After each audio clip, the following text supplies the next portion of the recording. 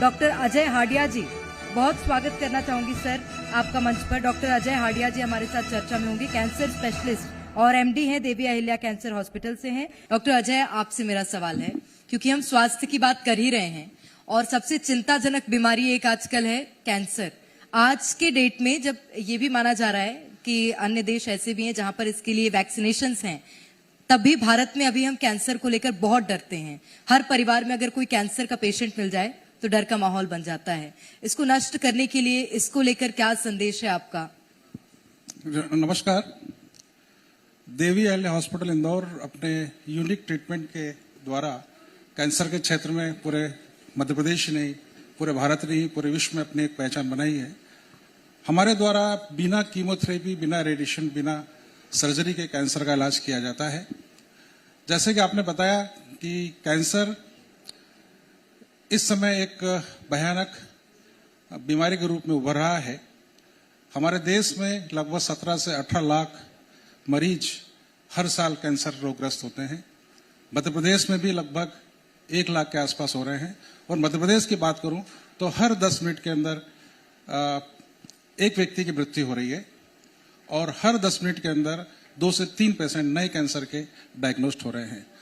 तो कैंसर हम देखते हैं कि 17 से 18 लाख यदि भारत में कैंसर के मरीज हो रहे हैं तो इसमें इलाज के दौरान ही 6 महीने के अंदर 50% कैंसर के मरीज ट्रीटमेंट के दौरान ही एक्सपायर कर जाते हैं।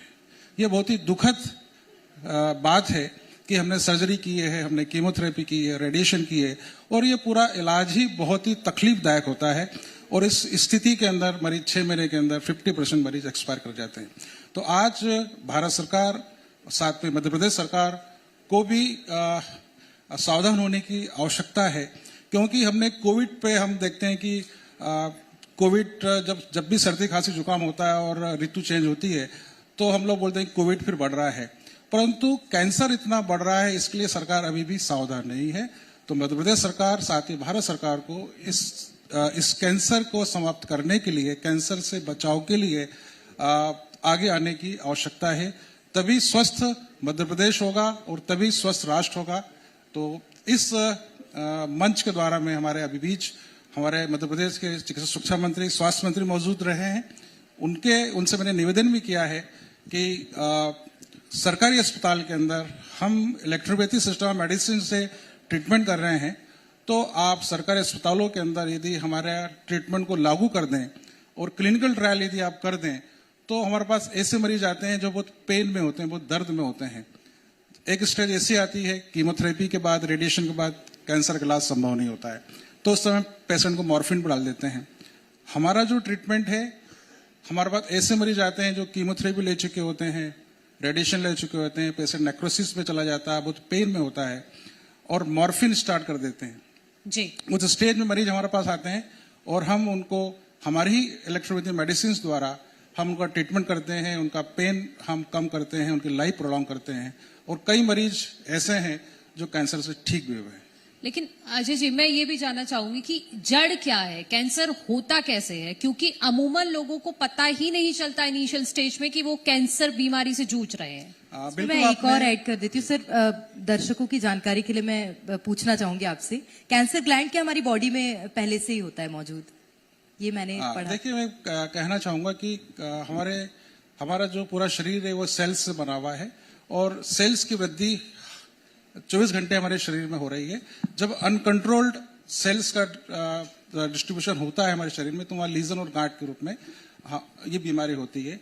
और हम देखते हैं कि 70 to 80% जो डिसीज होती है, जो ग्लैंड्स आधारित डिसीज होती है, जैसे मैं कहूँगा कि लंग्स डिसीज है, लीवर है, गल ब्लैडर है, साथ में रिनल डिसीज है, ब्रेन ट्यूमर है, प्रोस्टेट कैंसर है, ये मेटास्टेटिक कैंसर ही होता है। तो हमें पता ही 3rd स्टेज में लग रहा है या 4th स्टेज में लग रहा है। और कुछ कैंसर ऐसे हैं जो हमें जब कोई एक सिम्टम्स के रूप में हमें पता लगता है और हम उस चीज को इग्नोर कर जाते हैं, तो हम स्टार्टिंग में ही यदि उसका इन्वेस्टिगेशंस कर लें तो किस तरह का सिम्टम्स ये कहूं कि किसी को ब्लीडिंग हो रहा है, किसी को खांसी में ब्लड आ रहा है, किसी को छोटा गाल के अंदर या जीभ के अंदर छोटा सा उसको व्हाइट पैचेस बन गया है, तो उसको यदि हम उस समय उसकी जांच कर लें तो हम प्राइमरी स्टेज में यदि कैंसर को हम डायग्नोस कर लेते हैं तो हम कैंसर से बच सकते हैं।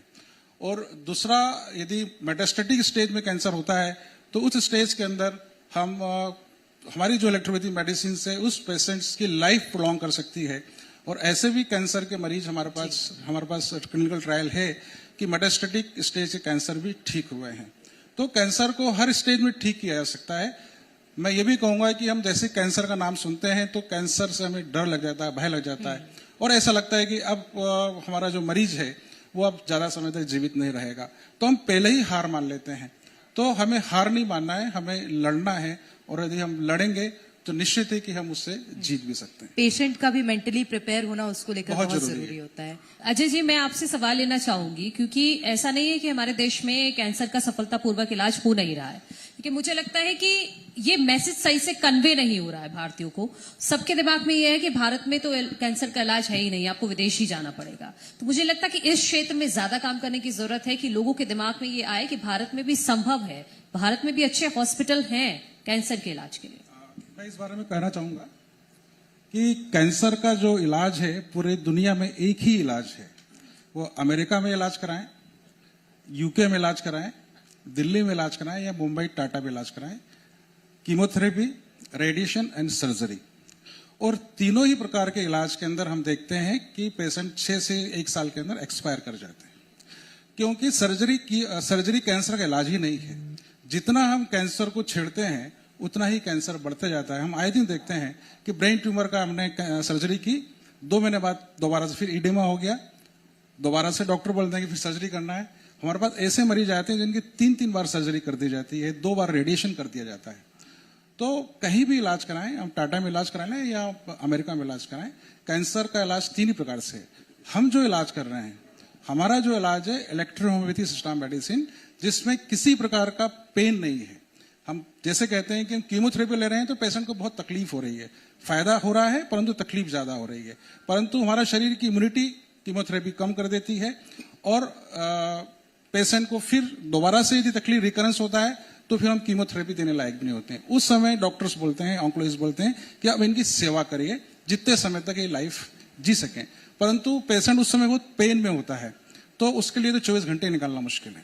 हमारा जो ट्रीटमेंट है इलेक्ट्रोपैथी सिस्टम मेडिसिन से, वो पेनलेस है। हमारे पास ऐसे मरीज आते हैं जो बहुत दर्द में हैं, हम जब अपने हॉस्पिटलाइज करते हैं पेशेंट को तो उसका जो पेन है वो 12 घंटे, 24 घंटे, 48 घंटे के अंदर 50%, 70%, 80% तक कम हो जाता है। जब पेन कम होता है तो वो पेशेंट खाने पीने लगता है और वो स्वस्थ होने लगता है, उसकी लाइफ प्रोलॉन्ग होने लगती है। तो हमारा जो ट्रीटमेंट है वो प्लांट बेस्ड मेडिसिन है, एनर्जी बेस्ड मेडिसिन है। इसका कोई भी साइड इफेक्ट नहीं है, इसमें कोई सेडेटिव ड्रग नहीं है, कोई केमिकल नहीं है। बिल्कुल।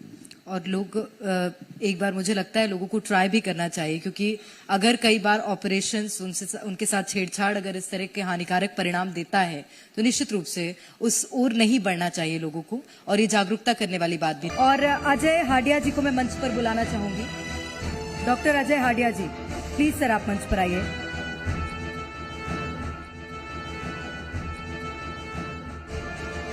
जोरदार तालियां अजय हाडिया जी के लिए। कैंसर स्पेशलिस्ट हैं अजय हाडिया जी। अजय हाडिया जी के लिए। उसके बाद डॉक्टर दीपक खंडेलवाल जी हमारे साथ होंगे, एमडी आरोग्य हॉस्पिटल छिंदवाड़ा से हैं दीपक खंडेलवाल जी।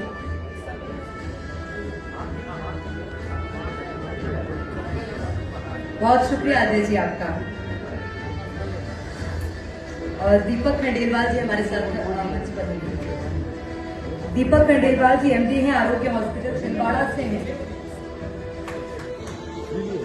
और इसी के साथ मैं मंच पर आमंत्रित करूंगी मिस्टर आसिफ पाठक जी को, सीएमडी हैं एपिकॉन इंफ्रा इंदौर से हैं आसिफ पाठक जी। मिस्टर आसिफ पाठक जी, बहुत स्वागत है सर आपका मंच पर। जोरदार तालियां आसिफ पाठक जी के लिए, सीएमडी हैं एपिकॉन इंफ्रा इंदौर से हैं।